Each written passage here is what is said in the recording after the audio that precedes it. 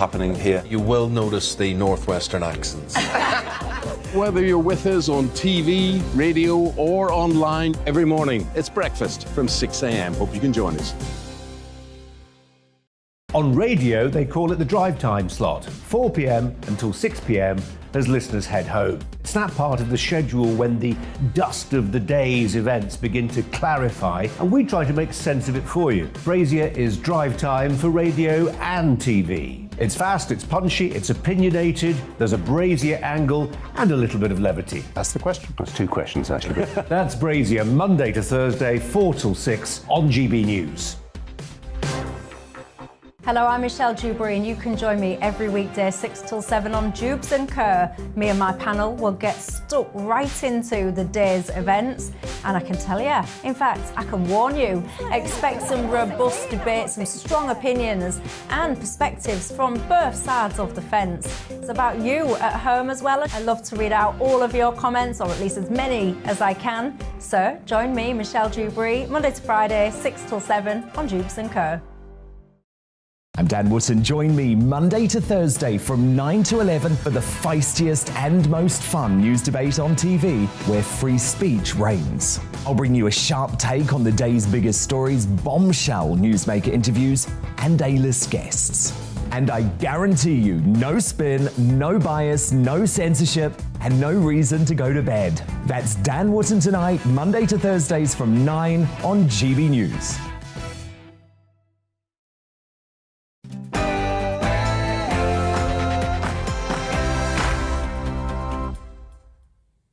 Good evening and welcome to Headliners. My name is Simon Evans, and very shortly Nick, Scott and myself will be taking you through Friday morning's newspapers. But first, here's Polly with the news.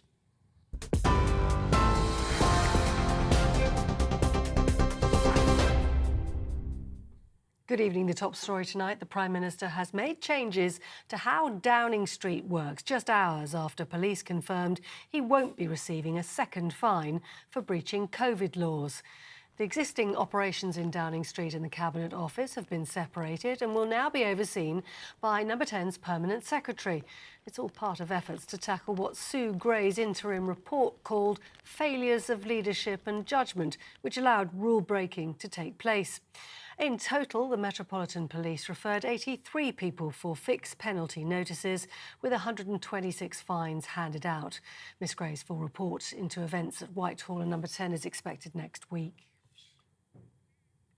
The Home Secretary will visit a village in North Yorkshire to hear locals' concerns about a planned centre for 1,500 asylum seekers. Home Office officials have been told Linton-on-Ouse is in crisis following the decision to use a disused RAF base as an accommodation centre. Residents have been protesting over concerns about security and the impact it could have on local services. The first 60 asylum seekers are scheduled to arrive by the end of the month. And the first deportation flights to Rwanda have been delayed until after next month, when campaigners launched legal action against the government's plan. Despite that, the first 50 asylum seekers have already been told they will be flown to the East African country, where they'll be housed in apartment blocks. Rwandan officials are saying they'll be free to come and go and won't be treated as prisoners. If their applications are successful, they'll then have to find their own accommodation. Here, the Joint Committee on Vaccines and Immunisation is now advising that all people over the age of 65 are to be offered a COVID booster jab this autumn. The UK Health Security Agency says the current view is that frontline workers and those in clinical risk groups should also be vaccinated.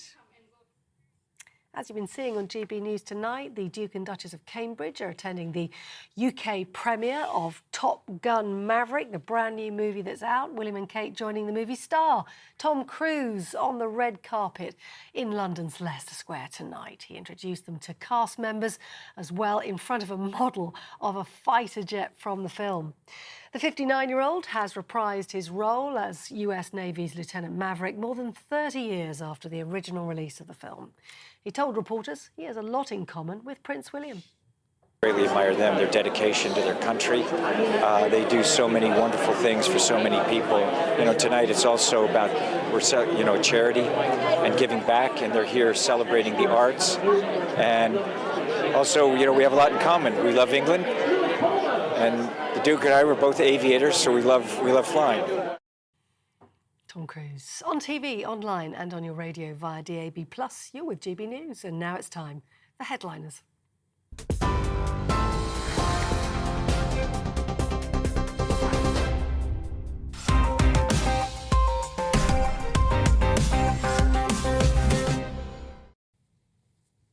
Hello, welcome back to Headliners. Joining me tonight, Scott Capurro and Nick Dixon. Good evening, gentlemen. How are you? I'm very well. How are you? All right, thanks. Tom Cruise making you feel young? I was just thinking, I think he stopped the injections and it all kind of sagged back. Yeah. But I think it looks better. He looks fine. He looks looks like a more guy. like a kind of Mick Jagger did at that age, whereas before he looked like Sandy Toksvig. It was getting alarming. His head looked like a balloon. Yeah, it was terrifying. Yeah. He seemed like a natural sort of... I think they probably invest in their hair at that age, don't they? But A little that's bit. all It's right. worth it, That's though. okay. Who wouldn't He if they had looked that fine. kind of He money? looks normal. Yeah. There's a good argument for having the work done in your 40s and then growing into it. You know Like what a I mean? used car, having it done early. Yeah. And then it looks older Yes. When are it's you going to have yours done? I'm starting now. Are After you you? said that, yeah. I'm booking something, booking the clinic. I just want to like Scott. Scott's like 75. He looks incredible. yeah. Get the grey taken out of your beard immediately. Okay. That's the first thing. The badger beard. Yeah, that's okay. yeah. goes. Thanks for that. No, it's drained my confidence at the start of the show, but you look good, though. I like your suit, Simon. Well, thank you very much. This is from the days when there used to be a gig in Hong Kong. You could fly over there, earn your money, and get a suit measured and made for you in 3 days flat and bring it home wow. with you. You felt like Tom Cruise. I knew- already. There it is. Oh, look at that. Rocky's Oh, wow. Tailors. I knew you wouldn't have actually paid for it. That's another tax break for That you, was too. part of the deal. So let's take a look at tomorrow's front pages. We start, as ever, with the Daily Mail. They are unimpressed with the waste of time. £460,000 spent, and they haven't managed to land a fine on the Prime Minister. The Telegraph comes next. They are focusing on Sue Gray, who still has the possibility, the opportunity to cast a shadow over the celebrating Tories who seem to have escaped off scot-free. And there's a picture of good old Tom there, and that's the Maverick reboot. Friday's Independent has one rule for him, which I think is intended to mean that they are unhappy with his exemption from the fining culture, which has hit his lower-lying employees. It's got a vaguely Tolkien-esque ring to it, but I don't think that's the intention. Friday's Guardian has fury as Johnson escapes Partygate with single fine. Where they've found this fury, who knows? I heard a lot of tutting. Top US antitrust chief dominates the Financial Times. Top US antitrust chief warns of crackdown on buyout firm deals. Search me. Friday's Mirror has PM December the 1st, 2021. No COVID rules broken. May 19th, 2022. 126 fines, but not one of them landed on him. The Times has doctors to give a sleep app rather than pills. I don't know if we're covering that story, which looks fascinating. The app is called Sleepio, bless it. That's their energy bills covered for a few months then. That is the lotto winners revealed. They've won £184 million. And they've decided to come clean about it because they were asking too many people to keep a secret and it wasn't possible. So we'll be having a look at their happy story later. And that's the stories that we have in so far. So those are the headlines. Let's have a look at them in some depth.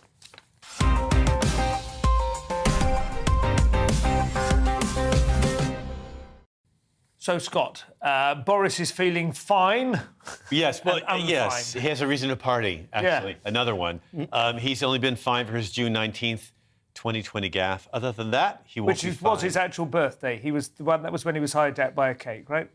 Yes. Yeah. Yes, exactly. And he's not going to be fined again by the police, at least. Yeah. But the Sue Gray report may reveal things that will embarrass the Prime Minister. We don't know. Apparently, that report will be revealed now that this investigation by the police has been completed. Yeah. Keir Starmer still wants Boris Johnson to resign. Keir says he's, the captain of the ship and he should go down with everybody else. Yeah. And like you said, some of Boris's underlings Yeah. have been fined, but no one important enough to be mentioned in this article in The Guardian, nor in the press I've been seeing on TV about it. No, and it's always a culture, isn't it? And it's like the West Yorkshire Police, whatever. It's where whoever is creating the culture at the top, has to bear some responsibility. On the other hand, It does feel like the more you drill into it and the more time goes past... And the more money spent... It disintegrates like It reminds me of bread that's fallen into the pond, and if the ducks don't get there straight away... And the fining won't pay for itself. I mean, we're not going to break even on this investigation. It's cost a lot of money.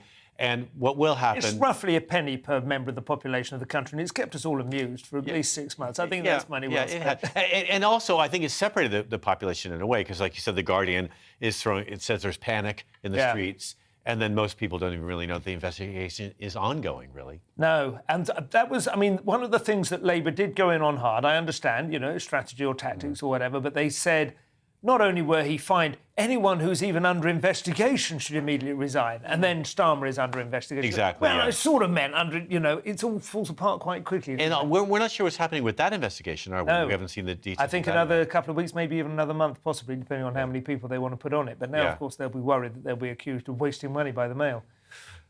We have the alternative, as you say, which is Sue Gray, who has the opportunity to cast a shadow. As I was saying, Nick, that's a clever remark on my part. But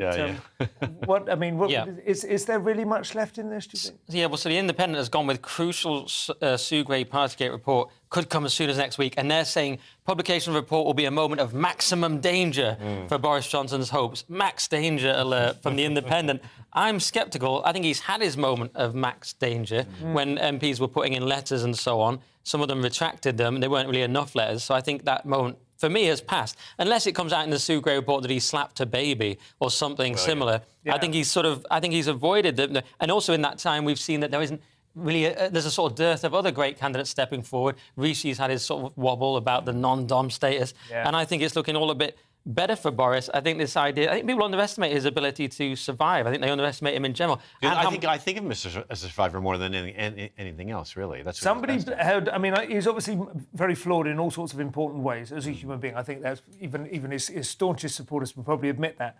But one thing he does have, which I think Thatcher had as well, is that ability to see himself in sort of quasi-historical terms. He doesn't seem to read the papers on a daily... he reads the papers, but he doesn't read them to try and take the temperature. Right. He sees himself, I'm going to get here to there, and he's not thinking, am I wobbling on the beam at this precise moment? And I think perhaps because half the media class hate him, there's an overestimate, there's sort of... The public love him. The public still love him. And the Thatcher comparison is interesting because people like Johnson and Thatcher, they kind of transcend the ordinary politicians. I was watching a documentary about Thatcher, and Heseltine was talking in terms of if it wasn't for this little, contretemps, it could have easily been me. But it couldn't have been him. It was always going to be Thatcher. Johnson's one of those figures. He transcends the other politicians in terms of his personality. Sort of reminds me a bit of comedians when they resent Michael McIntyre as if they could somehow do it, but of course Peter they couldn't. Kay. Right. He had that knack of floating off the top quite. There's just a different level of personality for people like Johnson. Interesting, though, that Johnson did it with his very first election. Obviously, he came to power in the midst of a tumultuous time, which to some extent you can answer that Thatcher didn't. But Thatcher had a really tough first term, almost certainly would have lost in 82 if it hadn't been for the Falklands War, which reversed her fortunes. And Johnson has come out ebullient straight away and has sustained it, really, in terms of... little competition, though, because Starmer is so charmless, and people don't even really listen to him when he talks. He's maybe on page 5, and he's asking now for Boris to resign, which is a ridiculous response to this. There's no reason to be asking for that at all. No. And he keeps repeating it and has done, and it seems like he has nothing else really to say. He seems like But the most amusing... Like a bellhop. I don't really think of him as a leader at all. There's nothing to him. We all know the most amusing outcome would be Starmer is forced to resign, but Boris stays on. In terms of pure bants alone. Absolutely. Well, it's absolutely like he's about to cut the rope, isn't he? And he hasn't noticed, like in some cartoon, that the noose has been replaced from his legs to, Yeah. Oh, poor old Roadrunner and Wally. Anyway, Scott, I have resisted the idea that just because there's a war, economic distress and anti-immigrant rhetoric that we're reliving the 30s, but a Russian dictator has started purging his top generals. Unbelievably so. Yeah, and even his favourite, actually, which is the general that ran his campaign in Syria for 2 years, even his position, General Gerasimov, even his position, the Ministry of Defense is saying is up for question. They're not really sure that he's secure in his job. Putin has kind of distanced himself from Lieutenant General. The names are so poetic. Go with it. Sergei Kissel. is the First Guards, the elite leader of the First Guards tank army, the commander of Russia's Black Sea Fleet. So really, what's been going on in Crimea, very popular. Vice Admiral Igor Osipov. He might be dismissed from his position. Is he the one that lost the Moskva, the battleship that was sunk? Well, he wasn't. Yes, he apparently so. Battleship that was told to go forth and multiply. His title is as Admiral of the Navy, and that's blamed on him. And those naval everybody on that ship is still. They've admitted to 1 or 2 deaths, oddly, and no one else can be found. And so the parents of these sailors are freaking out. They want answers. Yeah. So instead of answering, Putin just fires people and says it's that guy's fault. We had to let him go. And I suppose one question people will want to know, and it's hard for us to tell from this point, but how well will the Russian people be informed about this? Because they're fed a diet of... Well, weirdly, I'm still in touch with my friends in Moscow who I met right after all this started, comedians, and I'm asking them on Twitter and on Instagram if they're talking about the war in their acts. Oddly, they're not answering me. I don't know what the pressure on them is. Oh, dear. But I think that people are getting information. It's coming in because parents are asking questions about their missing soldiers, right? Yeah. So that's causing a lot of consternation. And then people are also wondering, in Russia, I've read, why is this taking so long? This is meant to be, a day trip. It wasn't even supposed to be a war, they were told, was it? It was just a military operation. And if you're firing generals, that means things are going badly. People are, Kind of does, yeah.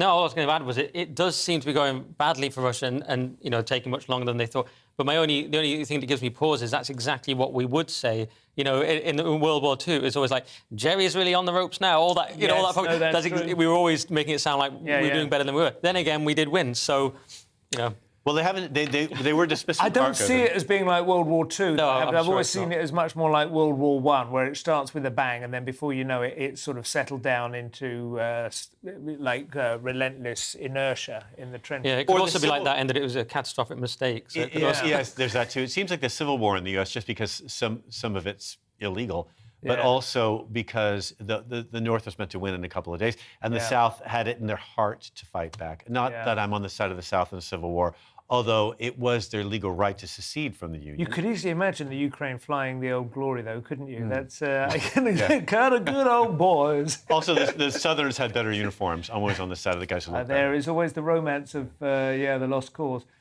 I've written a link for this one. I don't know if I've got the gut. I'm going to go with it. Women think I'm tasty. They're always trying to waste me. Make me burn my candle right down. Anyone recognise the lyrics? No, happily, no, I don't. It's from Tumbling Gas Prices by the Rolling Stones. All right. Yeah.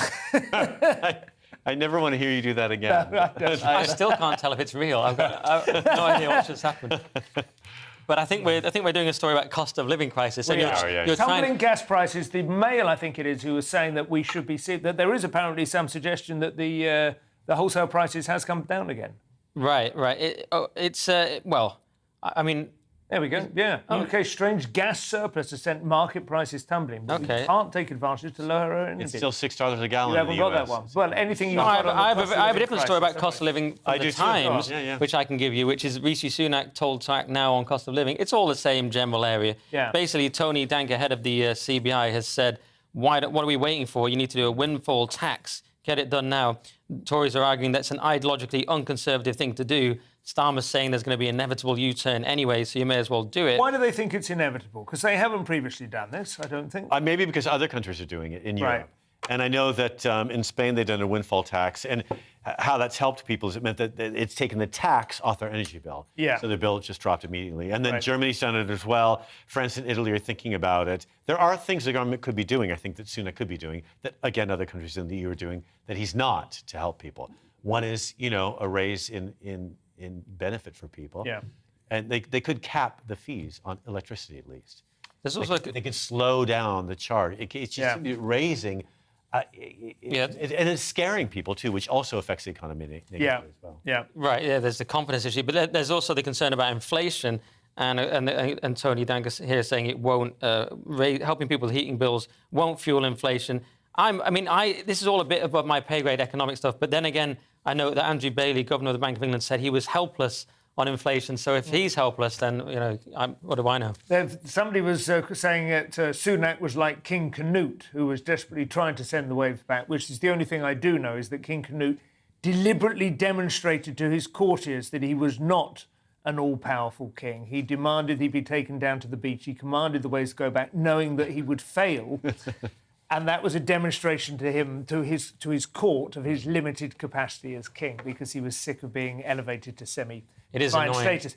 That's the only thing I know about this story. That is an important point to make. But I do think there is I mean, I understand the idea that you have to let the market kind of operate. It's the best way of adapting. Do you really? But no, well, I understand. I'm saying I understand that there's that argument, but also I do know that in different situations they will leap in and they will certainly come to the aid of the big corporations. Well, they say the banks and so on. Exactly. So you go, I'm sorry, we bailed them out. Well, he's saying as well, we were able to do it in lockdown, obviously. Yeah. Super on it with the furlough payments and so on. So why can't we do it now? They've got to nationalise the energy companies. They have. They've got to do something, I think, because we are like mounting towards actual food and energy crisis. We'll create.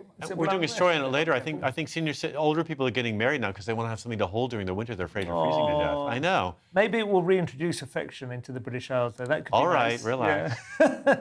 Some teeth-gnashing news now of a couple who are surely due for a fall. This is the lucky winners of the lottery, right? You know, my husband plays all the time, and I always do criticize him for it because it just seems like it's just a hopeless thing. But then this couple, this husband, I'll tell you his name now. We can announce the names. Joe Thwaite and his wife Jess. He'd been playing his whole life, and his kids had made fun of him with their breakfast table. You're never going to win, right? Yeah. And then here he is. He's won 184 million. Which is, I mean, I would say that was a life-changing amount of money. That's probably. It's hard to say with the heating bill. But they got all the 7 numbers, including the Lucky Star numbers. They try to not tell people. They don't want their lives to change that dramatically, that quickly.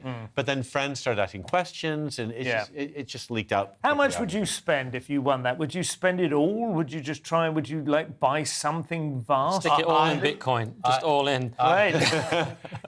Really, really confident. I would really want to double that money. And then I'd pay my sister's mortgage. It might make her a bit more pleasant at Thanksgiving. I would try to I would buy my husband the car. He's always wanted. Brazilians are just obsessed with cars. Right. I don't know what I would do. I don't think I need that much. No. I give things away. I'm trying to get rid of stuff. I have too many things. To me, it's not what would you spend it on, it's what would you do. I would immediately, obviously, buy a heavily armed bunker and go straight there. But they told everyone about it, which absolutely stuns me. I mean, I don't like telling people, anything about me, and I've got nothing. I live like Lenny in The Simpsons with nothing. But if you had 184 million, would you tell everyone? Well, there's this brilliant couple in Brazil I follow online, and they rescue wild animals, and they have. I was going to say, I might buy Lincolnshire. Donate. And just convert it into a dog sanctuary. I would. That's my dad's hometown, so I would resist that. And wilderness. I would resist that quite strongly. Actually, northern Lincolnshire would be dogs and southern Lincolnshire would be cats. I would spend my winnings stopping that. I think we have a comedy drama. Can I just say, he found out that he'd won at 5:15. He woke up his sleeping wife to tell her he could have got out. No, he didn't. He didn't. No, I read it as well. No, he didn't. He woke up at 5:15. He checked it online, and then he decided not to wake her. No, he didn't wake her. No, I'm saying he didn't wake her. He didn't wake her. But then he told her about it when she woke up. I'm saying he had time to get out. But he had with 2 the money. hours just lying there thinking, oh, boy. Yeah, he thought about it. Maybe. I think that must have been. That will be a 2 hours. I'm sure he's thought many times, having played for so long, what he would do with the money. And I wonder now having it's just a completely different thing. Well, the reality is, and I don't say this to spoil their fun, but the truth is, all the statistics suggest, and it's quite an encouraging thing about humans generally, is that your happiness exists within a fairly narrow band. There are a few things you can do to elevate where par is, where that band exists. Meditation works, and funnily enough, things like fluoxetine do work quite well, but they have obviously some downsides.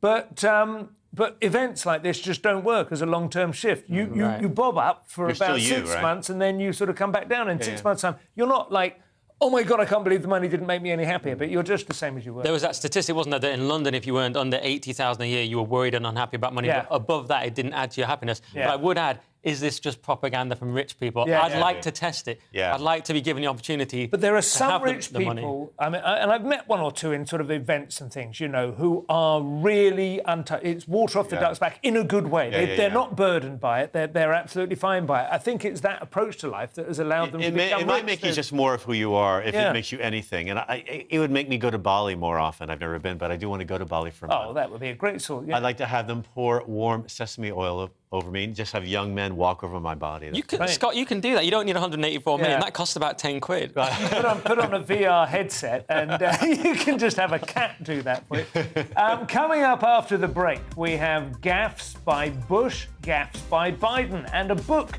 you might not want to buy your grandkids for Christmas. Don't go anywhere. We'll be back in a couple of minutes.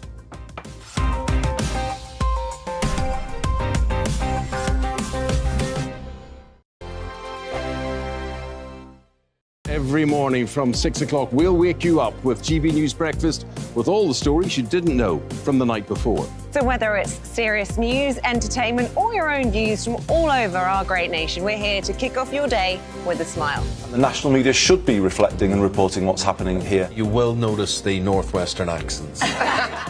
Whether you're with us on TV, radio, or online, every morning, it's breakfast from 6 a.m. Hope you can join us. On radio, they call it the drive time slot, 4 p.m. until 6 p.m. as listeners head home. It's that part of the schedule when the dust of the day's events begin to clarify, and we try to make sense of it for you. Brazier is drive time for radio and TV. It's fast, it's punchy, it's opinionated, there's a Brazier angle, and a little bit of levity. That's the question. That's two questions, actually. That's Brazier, Monday to Thursday, 4 till 6 on GB News. Hello, I'm Michelle Dewberry, and you can join me every weekday 6 till 7 on Jubes and Kerr. Me and my panel will get stuck right into the day's events, and I can tell you, in fact, I can warn you, expect some robust debates, some strong opinions and perspectives from both sides of the fence. It's about you at home as well. I love to read out all of your comments, or at least as many as I can. So join me, Michelle Dewberry, Monday to Friday, 6 till 7 on Jubes and Kerr. I'm Dan Wootton. Join me Monday to Thursday from 9 to 11 for the feistiest and most fun news debate on TV, where free speech reigns. I'll bring you a sharp take on the day's biggest stories, bombshell newsmaker interviews, and A-list guests.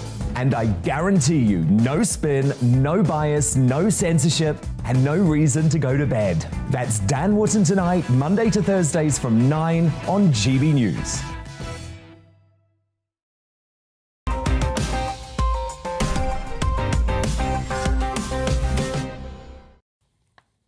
Welcome back to Headliners with me, Simon Evans, and Scott Capurro and Nick Dixon. And even by George W. standards, this is a biggie, perhaps the single greatest Freudian slip committed by an ex-president in my lifetime, Nick. Yep, George Bush accidentally condemns unjustified and brutal invasion of Iraq.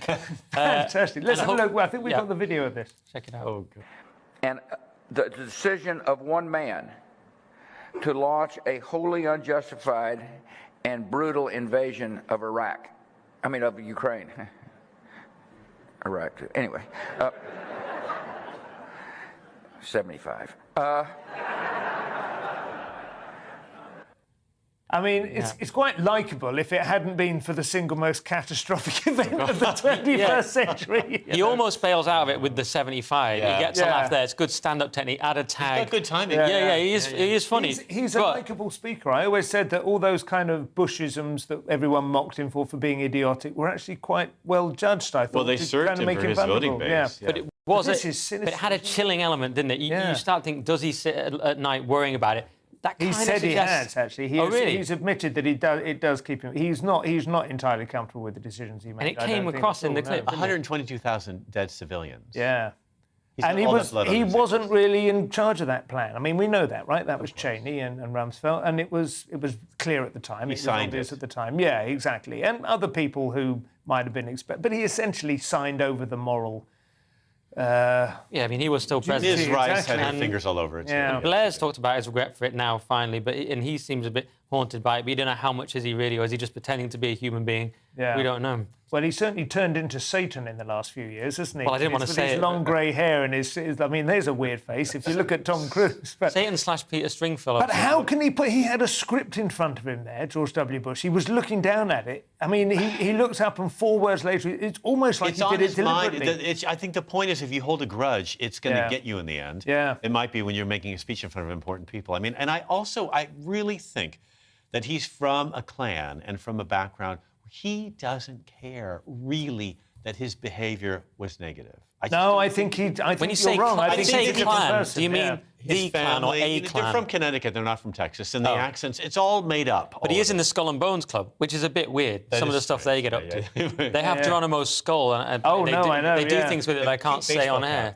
Nice emblem. When the Masons really meant something. I think when he talks about laying in bed, I think that he doesn't like being caught. And I think he doesn't like being accused. But I think really is his heart injured by those dead people? Is this going to keep him up at night? This mistake he made on camera? It's a very Edgar Allan Poe plotline, isn't it? You just cannot bear the beating heart. Look, suppose if you've just said Iraq so many times in speeches, I'm being very generous, but do you think you just say Iraq because you've done so many speeches about Iraq? Although it's still on your mind. It could be like that thing comics get sometimes, obviously not me, but when you do a lot of gigs, especially several on the same night, you sometimes forget which bits you've said. And you sort of zone out. And they are similar words. Iraq, Ukraine. Are they? There's not that similar letters in them both. They both have consonants and vowels. We're being a bit generous there, I think. Yeah, you are. You're being really I mean, it's just in terms of it being a slip that he could make. It's not a difficult one to... As you say, it is the worst possible one. He's still alive and 122,000 people in Iraq. Oh, no, I'm not. It's the worst slips. It's kind of weird. Did you ever see that documentary, The Jinx, when he goes to the bathroom and said, killed them all? Now they know it's the worst slip since that. Exactly. The human capacity to contain its own guilt is extraordinarily unreliable. Joe Biden taking a formulaic approach to national emergency now. This is a slightly different story, but what do you make of this? Well, they're going to airlift powder, but not from Colombia this time. It's called Operation Fly Formula, and the military is using chartered jets to move powder from one place to the next for babies. Formula milk? Yeah, formula milk that you mix in water. Then you shake it up, yeah. Yeah. It's just been a perfect storm for mothers not being able to access milk. What supply chain that's happened over the last few years. And then this company, Similac, has had to recall contaminated formula, and they've fallen back in production. Right. So those two things combined. What do they produce it from? Because it's not you can't just put like cow's milk or whatever, can you? I believe there's a real. Is it additives or is it things they have to extract? Is it really dangerous if you just feed your baby? It's a product that I wish I'd looked up because knowing that you might ask that question, and I'm not quite sure, and I shouldn't say because. I mean, I remember when both our kids had a bit of formula. And I did try it. So it was just a bit sweet, Yeah. I don't know if it was like enhanced with vitamins like cornflakes are, or whether there was something more to it. Yeah, I'm not quite. I'm going to look it up at the break. Why were you drinking it, Simon? Was that a sort of food price issue? You just want to try it out. You should know the answer to that. You should have looked it up before. You didn't look it up. Wanted to get a good latch. Wanted to see whether you went much further than I expected. Apparently, it's not a formula. Some mothers feel is not as healthy as breast milk, and babies that. Like I was fed on formula because it was a thing to do in the 60s. Right. Women suddenly thought breast milk, this is also vulgar doing this. Actually. It's old and we want to be modern. Yeah. And it might have cost me and given me brittle bones, I don't know. But. Some women find it very, very difficult to feed their babies with, not just because they're tired and they're busy. But they literally can't get it. Prefer playing tennis. I mean, my own wife, she did struggle and she was pretty committed to it, but it's incredibly frustrating. I mean, when they don't latch and, and they're screaming. Yeah.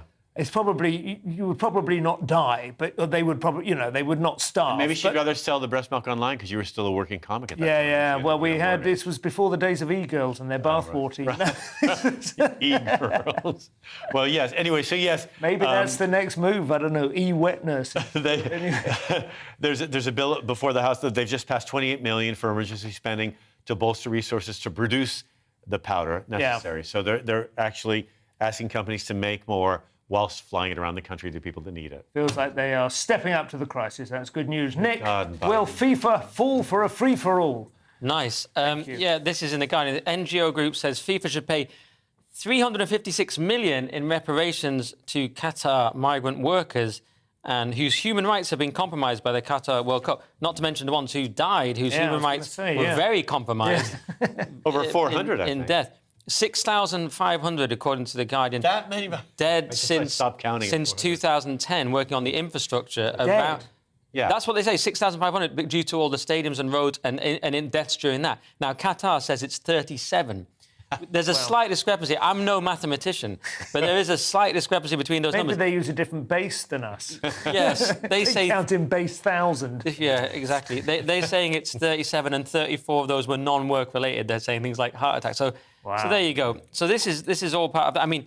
So what they're saying now... So, sorry, this is an NGO, or is it a meta-study? This is a mixture of organisations like Amnesty... International Human Rights Watch. I was going to say them. Scott, say them for me. It's brilliant. Football Supporters Europe, Building and Woodworkers International Union. So, yeah, they're all coming and saying you should be paid something for these human rights abuses. FIFA is saying it's assessing the proposals.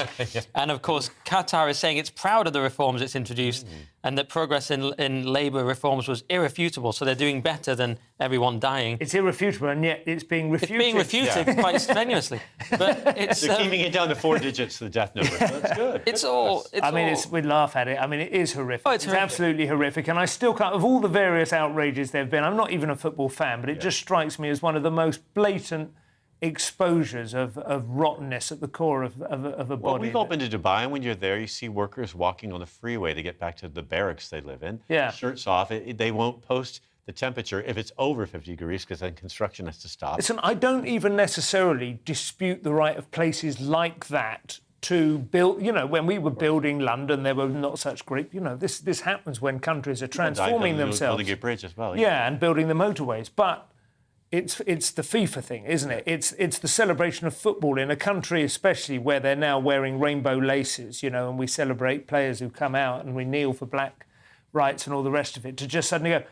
Anyway, off to Qatar, lads, you know. Yeah, well, it's sort of all kinds of ironies, the Qatar thing. I mean, there's that guy now that won't play because of the rainbow flag. Right. They're trying to force him to apologise, because I think he's a Muslim and he doesn't want to play because of that. He just didn't play a match because of that. And the irony is they're going to play a whole tournament in Qatar where it's illegal to be gay. So, in fact, there was a fella in the news, I think, today, isn't there, who's saying he was a gay doctor from Qatar. Have you got this story? That's the next story we're doing. Yeah.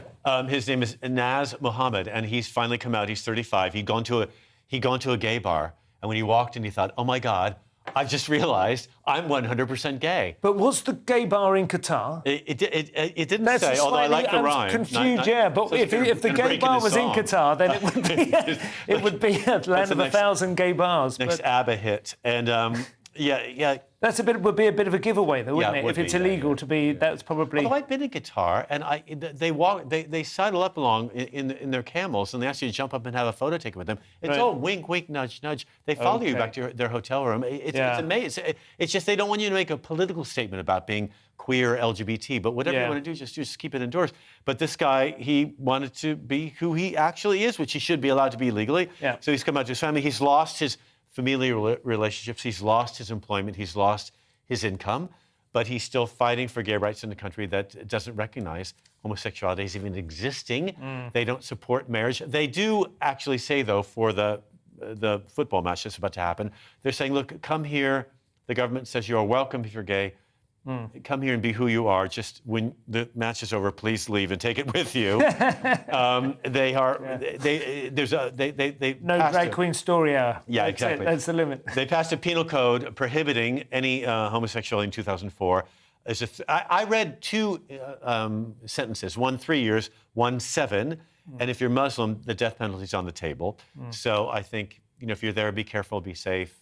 Protect yourself. On the other hand, set against modern slavery and the horrific oppression of homosexuals, female referees, I believe. Is that right? 3. We've got this. Yes. 3 female referees going out. I'm not sure what it means to say take charge. When it says the referee takes charge of the event, what does that mean? It means that I saw that. Well, it means they're the referee. Yeah. Yeah, it means they're actually on the pitch. Right. I think that's what it doesn't have any sort of extra meaning beyond just normal refereeing. The idea of taking charge of they don't get to decide the tactics or whatever. Or the outfits. Right, you're in the forward, or the snacks. You in goal. All right. No, I think the point is more referees go to the World Cup than actually all. There's like a squad, and you're not guaranteed a game. I think you get out there, and then they sort of see how it goes a little bit. But I would imagine having flown them out there. Do you have a view on this? Well, of course. It's the first time there's been female referees, so it's a huge thing. I mean, I'm still not sold on female pundits. I mean, it's if a female referee is going to work in the men's game, one, everyone crowds around the ref in that very aggressive way. That's going to be weird.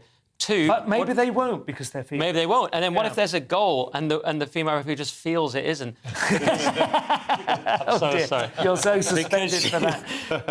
It is a fair point that there is tempers do flare up and so on the pitch. Yeah. But it is also a fact that females are now employed as bouncers in outside nightclubs and so on, precisely because men do tend to sort of and then go off, rather than... And I've been in Sheffield on a Saturday night walking back from a club, and those women are tearing each other apart. They're quite strong. Oh, yeah. And the guys are giving up. They're sitting on curbside just covered in blood and thinking, when can we go home? So I mean, I do remember, it was about 30 years ago, but this is always brought up at these occasions, that the first time they had female line judges at Wimbledon, and there were people saying, well, absolutely absurd.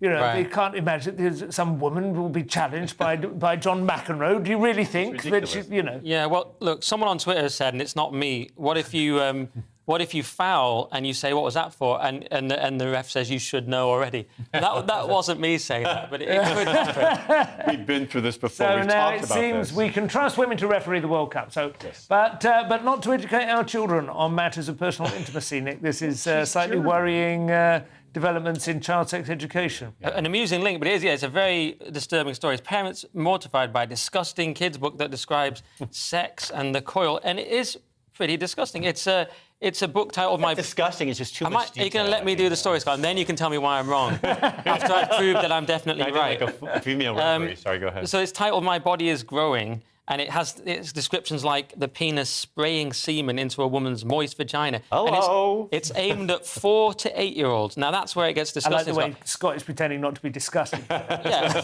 I'm not saying that may not be. I ate early today. I don't know what you do as an adult. That may not be disgusting, but as a child of 4, I just did a podcast where we covered this family sex show, which was being aimed at children 5 and above. Wow, there was going to be naked people on stage, and it's incredibly disturbing. In my mind, it's because the left and the culture in general pushes ever more towards pushing... The left wants to destroy every taboo, but the thing is, some taboos are there for a reason. They assume that they're all there because of oppression, but that's not the case. I think there is an appetite, whether it's even conscious, to undermine the family, to break the family bonds and the legitimate exclusivity you have as a parent. And can I just add, Scott, just briefly, because the author said this, and I think it was earlier on Michelle Dewberry's show even, that said that she was trying to protect children. And this is the argument they always use. They're going to be exposed to things anyway, so let's expose them to horrible or inappropriate stuff now to let's show them how to take cocaine, just in case everything counts, so they won't at least be embarrassed. Well, as a slightly lefty person, I'm not really trying to destroy families, and I don't really care what happens with your family. Either way, I hope you're happy and fine. That's great and healthy. I don't really mind. And my family can, go to hell. The thing is that the author was German, and I don't know the politics of this person, either way, left or right. But I do know that I think the publishers in Germany felt that these stories were appropriate for children. It may be a cultural thing. It may not cross boundaries. I don't think this person was intentionally trying to destroy I've seen it. It's in English. This book is, of course. Yeah, this isn't a German book. But the writer itself is from a different place and a different time. Well, it's not like the South Sea Islands or something. It's not sort of an opportunity for social anthropology. Yeah, I don't know what's taught. But the people of Germany, they have a very different attitude. But I don't know what's taught to kids in schools of 4 to 8-year-olds in Germany. I don't know. Germany has proven in the past to have a different kind of system of mores. Yeah, I noticed. And led them down a different sort of path that they're still correcting themselves from. Bildungsroman, like you come to full flower at the age of 6. Well, Hitler was a dog person. They have a different view on things, and I think maybe what happened was that maybe even in the translation... Something got lost in translation. Could have, it could be the there's some things we shouldn't bring over from Germany, like those weird sausages. We have limits. Right. And this is one of them. We shouldn't be teaching... Should we be teaching, Scott, 4-year-old children sex in this explicit detail? No. His penis becomes very stiff, and then he puts it in and out, and that makes them both happy. And that's just semen inside the warm, moist vagina. But if that's too much. I remember when I was even like 6 or 7, we used to fight over the book about the ice cream, the invention of ice cream. Not that. Anyway, coming up in part 3, we have a very unorthodox way to get more attractive and why you might want to make sure you invite Rachel from a couch to your work night out, even if you don't really like her. See you in a couple of minutes.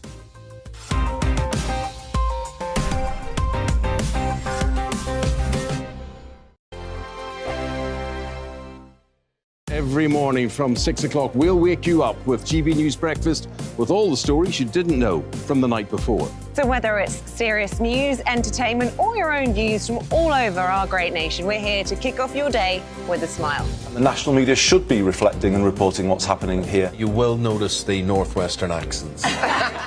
Whether you're with us on TV, radio, or online every morning, it's breakfast from 6 a.m. Hope you can join us. On radio, they call it the drive time slot, 4 p.m. until 6 p.m. as listeners head home. It's that part of the schedule when the dust of the day's events begin to clarify, and we try to make sense of it for you. Brazier is drive time for radio and TV. It's fast, it's punchy, it's opinionated, there's a Brazier angle, and a little bit of levity. That's the question. That's two questions, actually. That's Brazier, Monday to Thursday, 4 till 6 on GB News. Hello, I'm Michelle Dewberry, and you can join me every weekday 6 till 7 on Jubes and Kerr. Me and my panel will get stuck right into the day's events, and I can tell you, in fact, I can warn you, expect some robust debate, some strong opinions and perspectives from both sides of the fence. It's about you at home as well. I love to read out all of your comments, or at least as many as I can. So join me, Michelle Dewberry, Monday to Friday, 6 till 7 on Jubes and Kerr. I'm Dan Wootton. Join me Monday to Thursday from 9 to 11 for the feistiest and most fun news debate on TV, where free speech reigns. I'll bring you a sharp take on the day's biggest stories, bombshell newsmaker interviews, and A-list guests. And I guarantee you, no spin, no bias, no censorship, and no reason to go to bed. That's Dan Wootton tonight, Monday to Thursdays from 9 on GB News.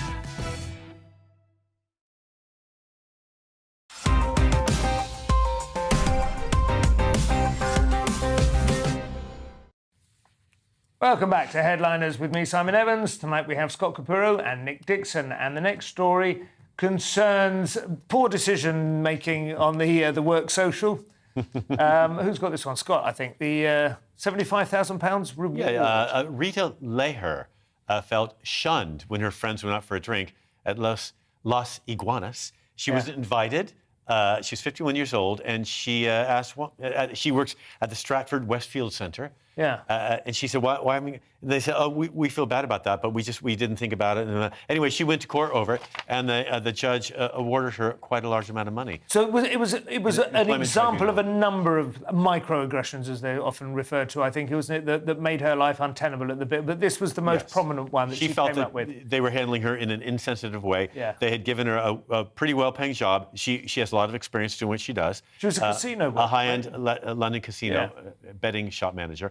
And she had done all right, but she said there were numerous colleagues promoted over the years over her, and she was looked past. And then the grievance was dismissed in a 2018 case, and then they went back and looked at it and thought, well, maybe this has been a build. Yeah. Maybe just give her a bit of money. Las Iguanas, though, I mean, that's a shoddy place to... Oh, it's pin your fine. hopes I like it. No, it's fine, but I mean, to be dismissed from a... I mean, yeah, you're right. You could just go. She's done very well, though. I mean, 75,000. Basically, it sounds like they didn't like her. They didn't invite... I was not invited to GB drinks and got nothing. Yeah. So she's done all right in the end. I feel every night when we walk out of here and you guys mass around the table and get out the cake and the biscuits and the cheese. And we do it on purpose, actually. It's a test. We're intimidated by you, Simon. That's why we don't ask you. We're afraid of you, Turf. Well, you have to. I mean, I learned this from my reading of Scott of the Antarctic. You have to remain aloof even at all times if you don't have any authority. With her, though, she said there was a race and an age discrimination, and the judges agreed. So. Wow, so it looks like they've cherry-picked the amusing detail, but maybe it was I don't know. There seems to be a bad culture with this, though, this idea that you get compensation for being treated meanly. I mean, maybe there are some examples where it's justified, but there's a danger that it starts to incentivise a victim mentality, which is in comedy, they'd owe us all a lot of money. God, there is truth there. Nick, heartwarming tale of real estate and extreme xenophobia now in the Lake District. Close to my heart. So this is in my home of the Lake District, and the headline is Lake District cafe owner fights holiday lets with plan to buy back the town.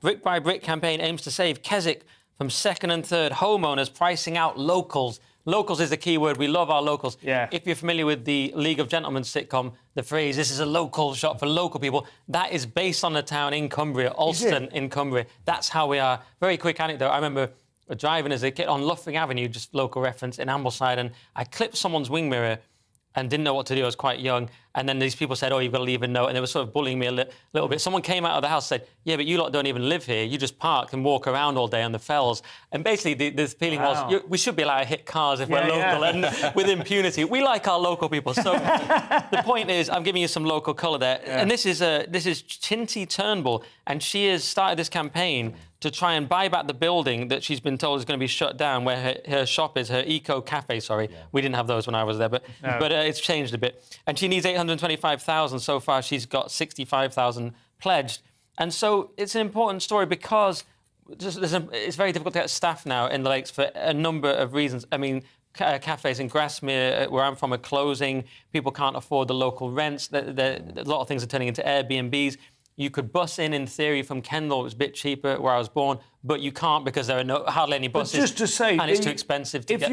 If you were in the market for a second home in the Keswick area, part of the appeal of it, obviously the lakes themselves, but part of the appeal is that there are nice eco cafes there. When you've had your, I mean, there are, but that eco cafe has 4 units above it where people can live, and they're now she wants to own them, so she can rent them out and make more money to buy the other buildings in town. But keep the money in the town. And turn it into a community building. And the thing is, one estate agent, Hackney and Lee, said 80% of the buyers were not local. And that's the problem. There's so many second homes, and you can't get staff. There's also new visa regulations. Staff can't come. They could have from overseas. So it's a staffing crisis. So I know what you mean. You've got to have the people to come, but you've got to have people to be able to serve them. No, absolutely, you have. That's always the tension. I mean, joking aside, it's another symptom of a dysfunctional property market, isn't it? That there are people who are capable of buying second homes in places where they might go for a couple of weeks of the year or whatever, or start earning it. And there are people in London who can't even, been living and working here for 10 years and still can't afford. And they're going to Airbnb those homes to make the money. They're going to live somewhere else and use the money. I go out to the lakes every year to walk. I don't know the place up there, but I always like rent somewhere. But it would be interesting to know, I suppose, actually, whether you were renting from a local person and keeping that money local, or whether the place you were renting was owned by somebody and the money was just coming straight back down. And my only question is, I really back this campaign, but how local is she? Because my parents still live there, my grandparents live there. She has to be very local. Then I back it completely. But there's always a tension between, we need the tourism, but we don't like off-comers that much. That is fair enough. Scott, love and marriage go together like a horse and carriage, i.e. an absurdly outdated notion redundant by progress. And they are, although a good song. But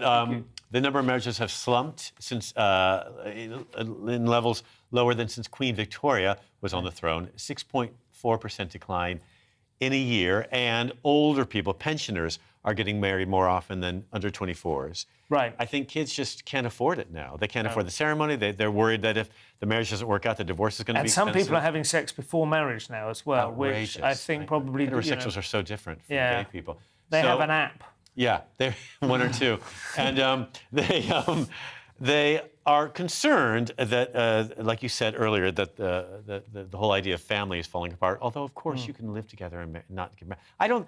Look, I got married because my husband asked me, and I thought it was my last chance. But if I was younger, I wouldn't see the point. You got married. A lot of gay people got married in the first flush of excitement about the whole project. We were all excited. It's like a protein bar. It's like we left at it after a gym workout. And you have devalued it, not gay people, but you specifically. Scott, Thanks for clearing that up before we lose our numbers. It's part of the decline of the country. And like you said, the decline of marriage earlier. The problem is there's no incentive to marry now, especially for men. There's these custody laws, there's the spousal maintenance laws. No-fault divorce has basically rendered marriage meaningless as well. And there was one quote in the story where there was a family law expert who said, even people who've been married before are more hesitant to get married a second time. I was like, no kidding. Wow, imagine that. I think even people who've lost half their house. I think for some people, the no-fault divorce would encourage them to get married because they know that if it doesn't work out, that it's not really a problem to leave. But the danger is from the other person. Let's say they've got more money. The other one can just leave for no reason, take half your money, and they don't have to prove anything happened. They just fancy it. Yeah, that's a good idea, actually. More wedding disaster news. This is one from the problem pages, but it seemed to chime with the theme. This is a bride who was refused to allowing her sister is not allowed to come to the wedding or something? My sister-in-law uninvited me to her wedding because she says I'm too pretty. that happened to me, but it also happens to be the headline in the Mirror. It's your story. So, It happened to Kate Middleton as well. Do you remember Kate Middleton? And Holly, was that her name? Pippa, that's Pippa right. completely Pippa, usurped her. Yeah, very tragic. Yes. But a woman. So this has happened, and even though she offered to skip makeup and wear a simple dress, Freudian slips, Iraq. It was Iraq. 8-second rule. She was deemed too attractive. And the plot thickens a bit here, where the person who was disinvited says that the bride-to-be's fiancé would notice when she was wearing a slightly low-cut dress and would keep staring at my legs, and he's usually confident but gets shy around me. So I think I've unravelled some of the mystery there. He fancies the sister-in-law, and that's the situation. Oh, well, very sad. Now, I hope that gets sorted out. Another curious artefact of deadly brainworms. They make you look hot. Well, that's the thing. This bride that we were just talking about, she wants to be hotter. She should familiarize herself with cat feces. Yeah. Because apparently you get this newly recognized disease called Toxoplasma gondii, Gondii, not Gandhi. And it's a mind-altering parasite spread by cats. And people, come into contact with it with, I've been fascinated by this for a while, because I don't know if you know Dan Evans. He's no relation to mine, but another stand-up comedian. And he's obsessed with this disease because he became aware that its primary mode of distributing itself is that mice become infected with it. They get it in the brainworm.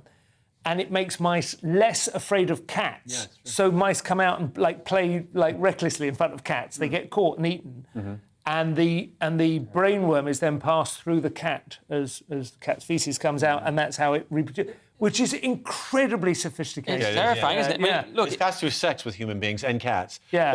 But what it does to make people more, it makes people more attractive. Yeah, which is our version of being reckless with cats. Right? Yeah, right. But it makes your face more symmetrical. Right. It realigns your face because it starts to control your glands. So you can have it in small doses like botulism, like Botox. A little bit, to yeah, be just like exactly. cosmetic toxoplasmosis. Right here, make my eyes more. I was looking at the photographs trying to work out what had happened. I was too. And it is true that they are. I don't know whether we don't have just them. think that. No, we because don't. We've been told that. Yeah. We imagine very, it. very, very finely tuned. I thought maybe the eye pupils were a little bit bigger. It makes people more confident sexually too. Yeah. And women want to have more sex. It is disturbing that it can manipulate you. But can I just say, it says it makes make people more attractive. Sounds like this was written by a cat, or at least someone infected by the cat parasite has written this on behalf of cats, being controlled by the cat. We all may be even under the prey of the right now. We all think we're it better makes looking us than we write are, stories right. and talk about. Yeah. As long as we all think we're better looking, that's fine. Have you seen the one where the snail gets a virus, like a parasite, that makes it climb to the top of a stalky plant, and then its eyes come out on stalks and revolve with like psychedelic patterns, which attract the attention of birds, which immediately swoop, kill it, eat it. Right. And again, that's how Maybe its nature life taking cycle. care of itself. Anyway, final story of the night, Scott. Quando si dice hai un fiore di lavoro, Daniel Mondini, #flatulenzi. I had to go online to get that. You're my father's favorite person. The Italian TV presenter, her name is, I'm going to get this, Dania Mondini. She's an anchor woman for Italy's national broadcaster, RAI, has lodged a formal complaint against one of her colleagues.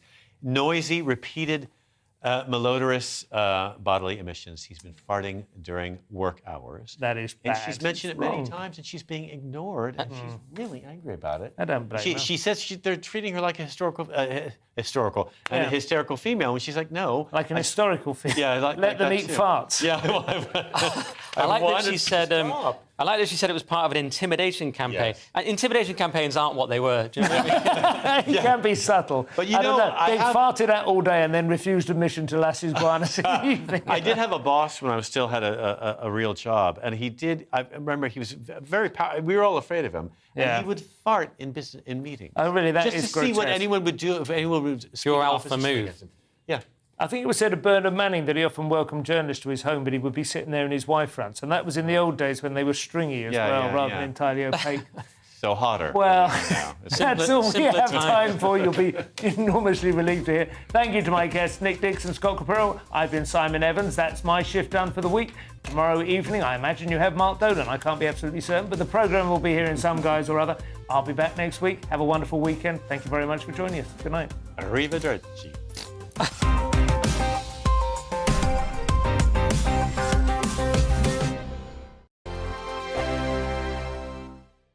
I'm I'm Dan Wootton. Join me Monday to Thursday from 9 to 11 for the feistiest and most fun news debate on TV, where free speech reigns. I'll bring you a sharp take on the day's biggest stories, bombshell newsmaker